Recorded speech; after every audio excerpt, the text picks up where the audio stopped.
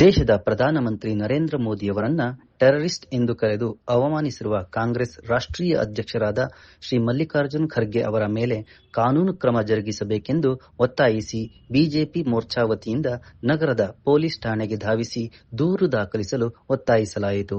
SC ಮೋರ್ಚಾದ ಜಿಲ್ಲಾಧ್ಯಕ್ಷ ಕುರವಂಗಿ ವೆಂಕಟೇಶ್ ಮಾತನಾಡಿ, ತಮಿಳುನಾಡು ಚುನಾವಣಾ ಪ್ರಚಾರ ಸಂದರ್ಭದಲ್ಲಿ ಕಾಂಗ್ರೆಸ್ ರಾಷ್ಟ್ರೀಯ ಅಧ್ಯಕ್ಷರಾದ ಮಲ್ಲಿಕಾರ್ಜುನ್ ಖರ್ಗೆ ಅವರು ದೇಶದ ಪ್ರಧಾನಿಯ ಗೌರವ ಹಾಗೂ ಪ್ರತಿಷ್ಠೆಗೆ ಧಕ್ಕೆ ಉಂಟು ಮಾಡುವ ನಿಟ್ಟಿನಲ್ಲಿ ಭಯೋತ್ಪಾದಕ ಎಂದು ಮಾತನಾಡಿದ್ದು, ಇದು ಭಾರತದ ಪ್ರಜೆಯಾಗಿ ಸಂವಿಧಾನ ಪಾಲಿಸುವ ನಾಗರಿಕನಾಗಿ ನಮಗೆ ದುಃಖವಾಗಿದ್ದು, ಕೂಡಲೇ ಇವರ ಮೇಲೆ ಕಠಿಣ ಕ್ರಮ ಜರುಗಿಸಬೇಕೆಂದು ಒತ್ತಾಯಿಸಿ ಮಾತನಾಡಿದರು. ನಮ್ಮ ದೇಶದ ಪ್ರಧಾನಿಗಳಾದಂಥ ನರೇಂದ್ರ ಮೋದಿಜಿಯವರ ಬಗ್ಗೆ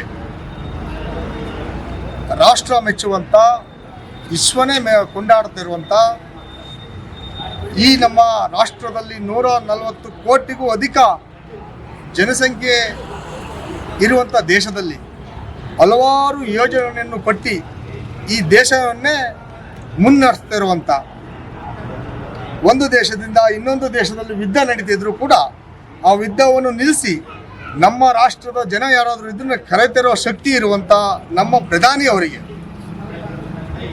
ಮಲ್ಲಿಕಾರ್ಜುನ್ ಖರ್ಗೆಜಿ ಅವರು ತಮಿಳುನಾಡಿನಲ್ಲಿ ಸುದ್ದಿಗೋಷ್ಠಿ ಮಾಡಬೇಕಾದ್ರೆ ಅವರು ವೋಟ್ ಬ್ಯಾಂಕಿಗೋಸ್ಕರ ಮೋದಿಜಿಯವ್ರನ್ನ ಭಯೋತ್ಪಾದಕ ಅಂತಕ್ಕಂಥ ಪದವನ್ನು ಬಳಸಿದ್ದಾರೆ.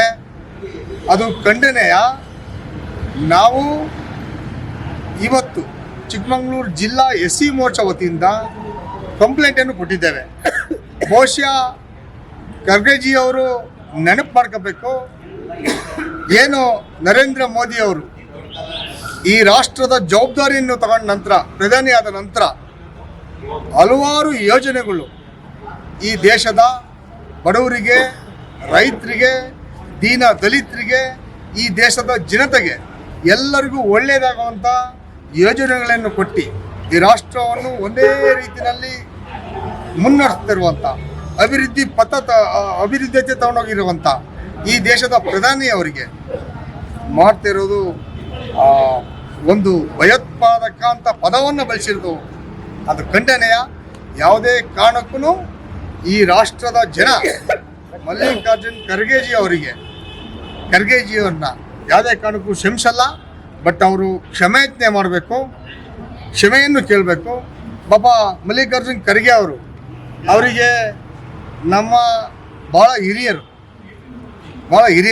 ಕಾಂಗ್ರೆಸ್ ಪಕ್ಷದ ಹಿರಿಯ ಲೀಡ್ರು, ಅವರು ರಾಷ್ಟ್ರೀಯ ಕಾಂಗ್ರೆಸ್ಸಿನ ಅಧ್ಯಕ್ಷರು.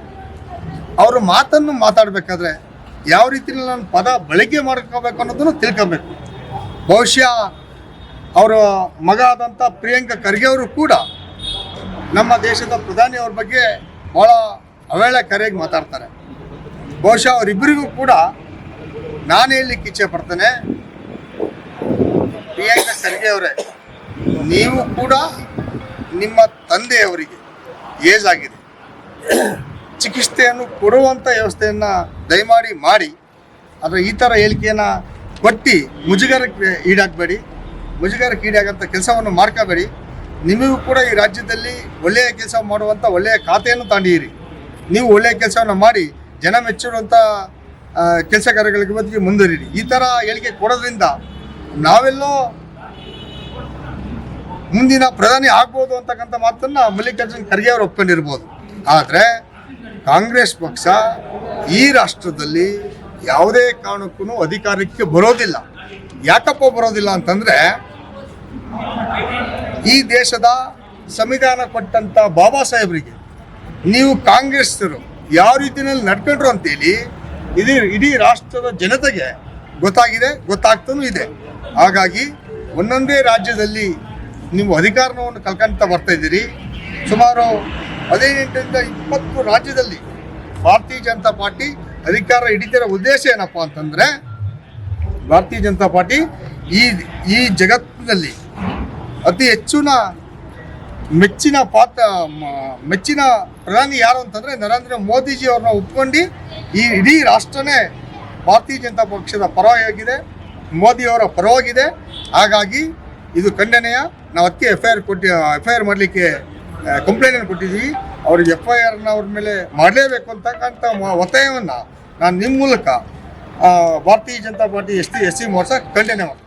ದೂರು ದಾಖಲಿಸುವ ಸಂದರ್ಭದಲ್ಲಿ ಹಿರೇಮಗಳೂರು ಕೇಶವ್, ಜಗದೀಶ್, ರಾಜ್ಕುಮಾರ್, ಪ್ರತಾಪ್, ನರಸಿಂಹಮೂರ್ತಿ, ನಂಜುಂಡಪ್ಪ, ಯತೀಶ್, ಮಂಜುನಾಥ್, ನಾಗರಾಜ್, ಶಿವಕುಮಾರ್, ಗಣೇಶ್, ಧರ್ಮರಾಜ್, ನವೀನ್ ಕುಮಾರ್, ಜಯಪ್ರಕಾಶ್ ಇದ್ದರು.